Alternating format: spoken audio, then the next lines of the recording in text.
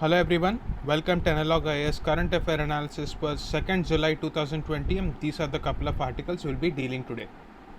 The first article is in the context of reforming India's digital policy. If you take a look at the kind of economic activity that is happening in India despite the coronavirus pandemic, it is nothing but the IT sector. So it is no surprise that even in the middle of this coronavirus pandemic, investments in digital services are coming in and actually they're flowing at record levels globally. Because if you take a look at the education sector, if you take a look at healthcare, if you take a look at supply chains, e-supply chains are a matter of reality in a few days from now. If you take the example of e-commerce, all these sectors signify that without internet it would be very difficult for Indian economy to sustain and also to ensure that services are delivered on a real time basis. So this is the backdrop for this article. Even though we have a continuous flow of FDI, there is definitely a relook needed at our digital services policy because there are certain shortcomings. Now, before going into those, let us look at the worldwide scenario of the FDI during this crisis.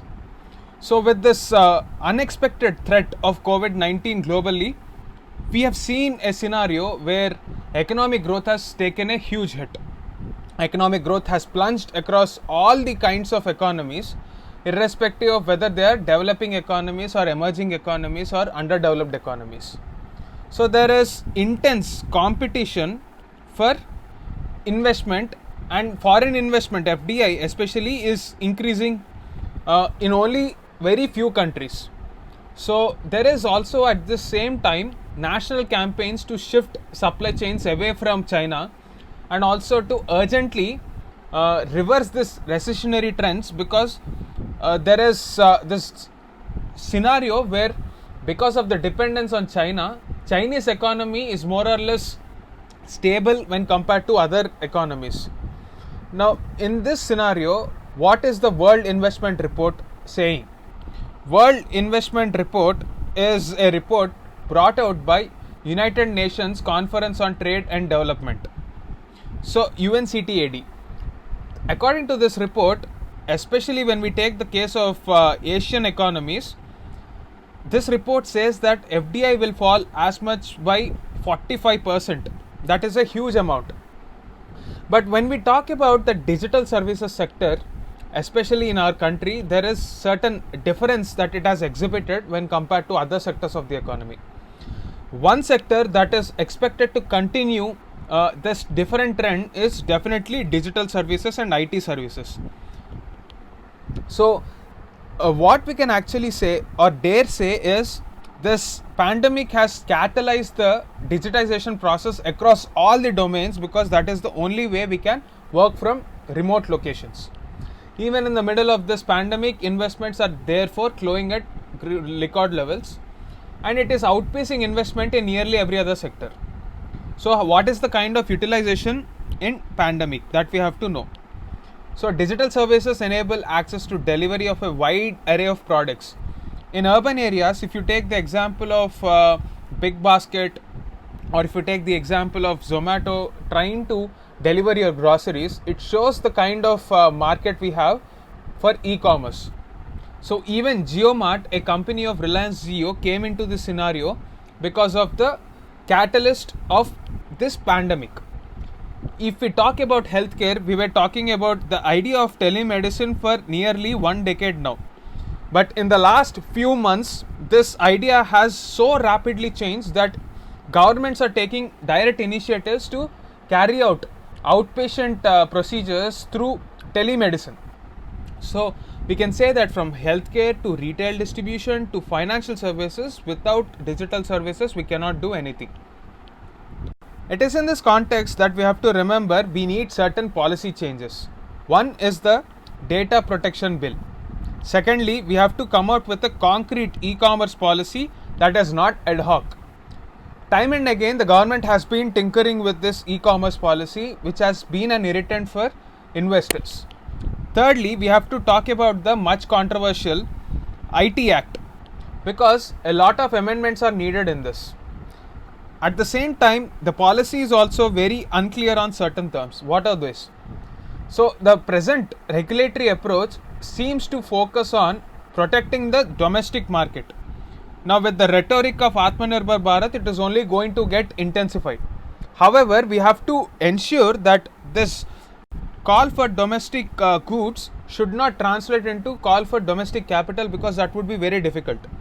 Due to this approach, it will become very difficult to join the different threats or reconcile the approaches of India's strong interest in promoting data privacy and also promoting democratic institutions with encouraging FDI.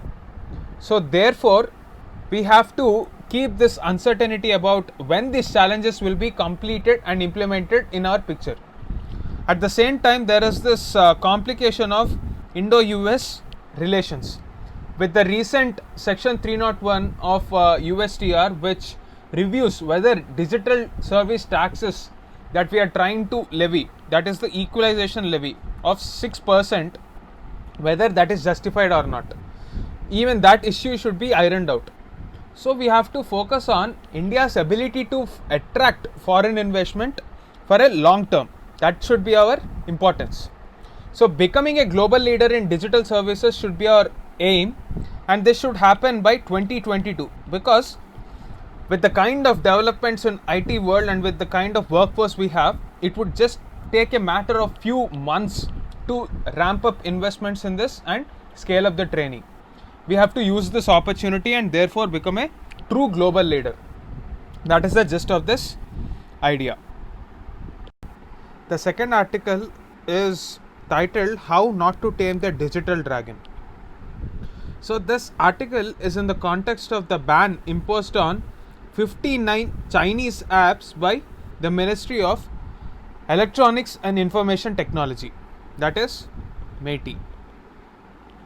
So, this article is a critical appraisal of the legal implications that we have to follow while banning these, and what are the implications of this ban, what are the consequences of this ban. So, the article's writer's opinions are based on the premise that right to carry out the profession they want is considered to be democratic. So, including the national security clause in this democratic rights, how far is it justified? What is the jurisprudence behind the actions taken? So, whenever we are carrying out any economic activity, we have to remember that all these 59 Chinese apps which were previously not banned, they were allowed and their economic activity was definitely regulated and law abiding. So, the author questions the veracity of the legality involved in banning these. The first concerns arises due to the lack of transparency in blocking these. So, this particular decision to ban these apps was premised on specific recommendations given by Indian Cyber Crime Coordination Committee at the Ministry of Home Affairs, CERT-in, and also debates in Parliament. However, the problem is the author believes that the recommendations of Ministry of Home Affairs are not scrutinized properly and are not subject to parliamentary debate in a proper manner. So, the author says that it is violative of right to information, and it is also not clearly laying down the orders based on which this particular ban has been imposed. So, there is an imperative for disclosure. So, why should we disclose this? Because the Supreme Court itself has said that in Shreya Singhal case, which is an iconic case with respect to the IT Act, and also in the recent Anuradha Bhasin case, it has been mentioned that whenever a government order is passed, it should be clearly laid down, and the grounds on which a particular action is taken should be laid down. So, in the Shreya Singhal case, the Supreme Court has said that whenever a aggrieved person wants to file a writ petition, that will be available. Secondly, if the government wants to block any information, there should be a justification which should stand the test of law. So everything should be done according to the concept of rule of law. Now the author argues that this rule of law has not been followed in this particular order. So according to him, this is against the ethos of democracy and the principles laid down by the Supreme Court itself in Shreya Singhal case as well as Anuradha Bhasin case in the recent Jammu and Kashmir internet blockage order. So in this particular case, what happened was, Anuradha Bhasin is a journalist who was not in a position to publish her articles because of lack of access to internet. It is in this context that Supreme Court has said that there should be a justification for such kind of a ban. So more or less the conclusion of this article is this: if such arbitrary decisions are taken without any democratic ethos according to the author's view, it would affect the democratic credentials of our country and also at the same time affect our credibility as a viable investment destination. That is the gist of this article.